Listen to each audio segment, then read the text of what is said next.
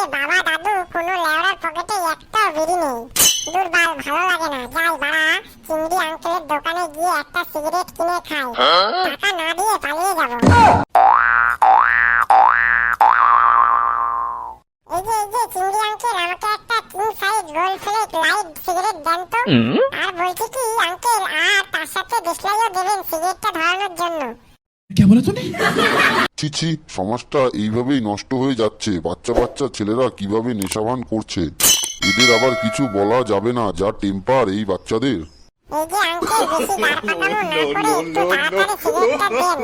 খুব নেশা চেপে গেছে আমার। বাবু, তোমার নাম কি? তুমি তো খুব ছোট, তোমার কি সিগারেট খাওয়াটা কি ঠিক দেখায়? আর তোমার বাপ দাদুর নাম কি? ধুর লেওড়া, তখন থেকে বলছি মাথায় নেশা উঠে গেছে। আর বাড়া, এই আঙ্কেল বাপ দাদু নিয়ে পড়েছে। বলছি কি, এই যে আঙ্কেল, নিজের চরকায় তেল মারুন, অন্যের চরকায় তেল না দিয়ে দোকান খুলেছেন, মাল দেবেন, বাপ দাদু দেখে কি করবেন? গার মেরেছে রে, কি মুখের ভাষা! দূর বাড়া, পরের ছেলে পরমানন্দ, যত গোল্লায় যাবে তত আনন্দ। আমার কি, আমার তো টাকা ইনকাম হলেই হবে। হ্যাঁ হ্যাঁ দিচ্ছি।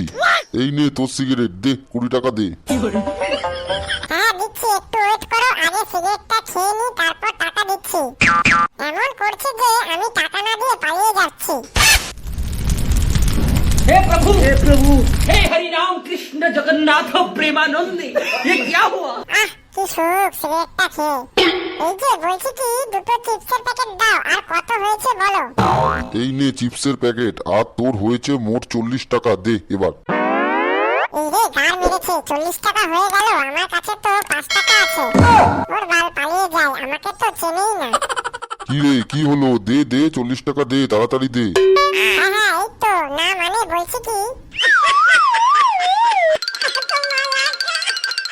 গার মেরেছে, কি ঢ্যামনা ছেলেরে মাইরি! টাকা না দিয়ে পালিয়ে গেল। বাঞ্চোর ছেলেকে একবার দেখতে পাই, মেরে গার ভেঙে দেবো। আরে চিংড়িদা, কি হলো কি হলো? একটা বাচ্চা ছেলে দেখি তোমার দোকান থেকে পালিয়ে গেল। আবার দেখছি তুমি চিল্লামিল্লি করছো, গালাগালি করছো। ব্যাপারটা কি গো?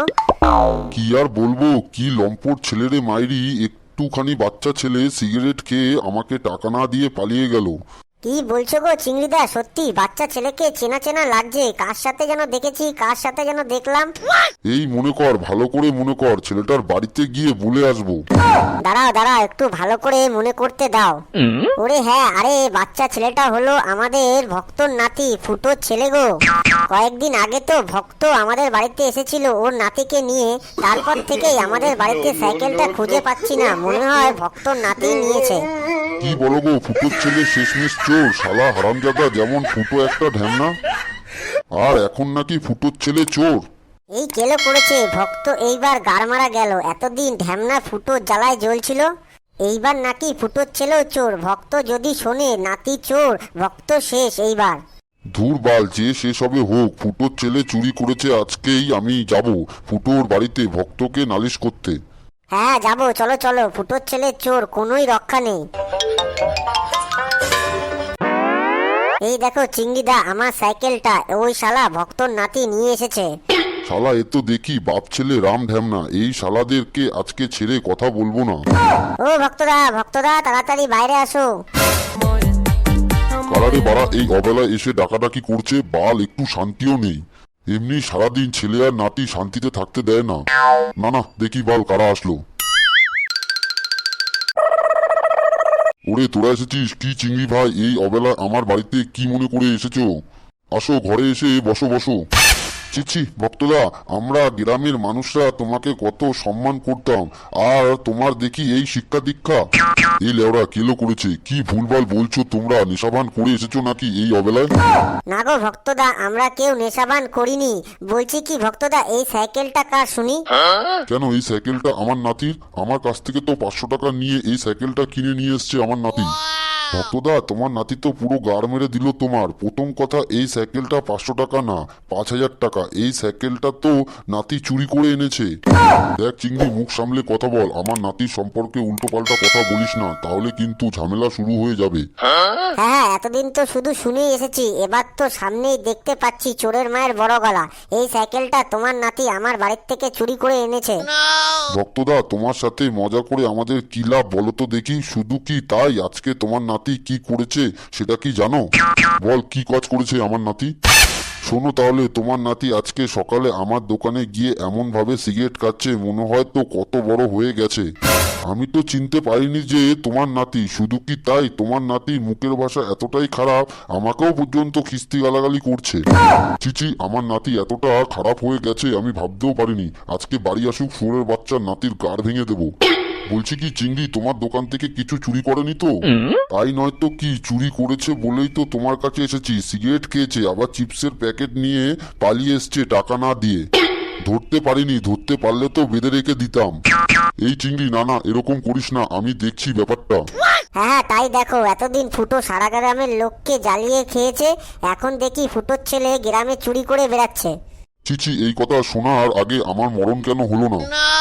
এখন আর মরা কান্না কেঁদে কোনো লাভ নেই। যেমন ছেলে পুলেদের ভালো শিক্ষা দিতে পারোনি, এখন বোঝো ঠেলা। এবার থেকে ঢ্যামনা ফুটো আর চোর ফুটো ছেলেকে গ্রামে যেখানেই দেখতে পাবো গাছে বেঁধে সেটা ভাঙা মারবো। এই বলে গেলাম আমরা। হ্যাঁ বাড়ি চলো এবার। কিরে, তোর সাইকেলটা নিবি না? নিয়ে চল। আরে গার মেরেছে, এইরকম কুলাঙ্গার ছেলে জন্ম দিয়েছি আমি। এখন তার ছেলেও আরো বড় কুলাঙ্গার। এই বাপ আর ছেলে ঢ্যামনা গ্রামে আমার মান সম্মানটা রাখলোই না।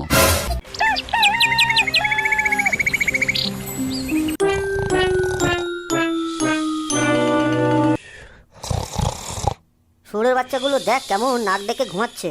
আজকে বাপ আর ছেলে দুজনেরই গাড় ভাঙবো। এই শুয়োরের বাচ্চাগুলো ঘুম থেকে ওঠ। কোন চুরির বাইরে আমাকে লাথি মেরে ফেলে দিল? সারা গ্রামের লোকের কাছে আমার মান সম্মান নষ্ট করে তোরা দুজনে গাড় উল্টে ঘুমাচ্ছিস। এই ছেড়ে লেওয়া এই অবেলায় আমার ঘুমের গাড় মারতে চলে এসেছে। এই গাড় মেরেছে, বাপ ছেলে দুজন মিলে আমাকে খিস্তি করছে। বাবা বাবা দেখো, আমাকে দাদু লাথি মেরে ফেলে দিল।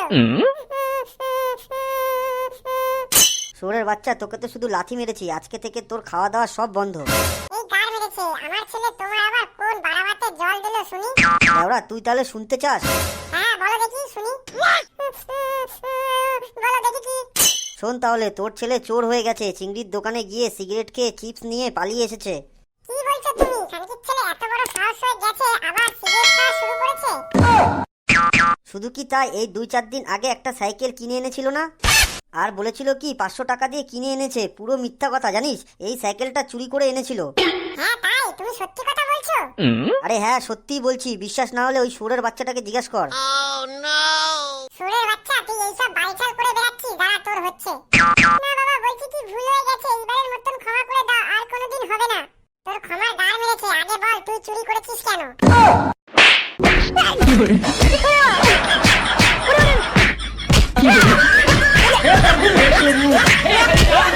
जगन्नाथ प्रेमानंदी, ये क्या हुआ? गला में पानी आ गया।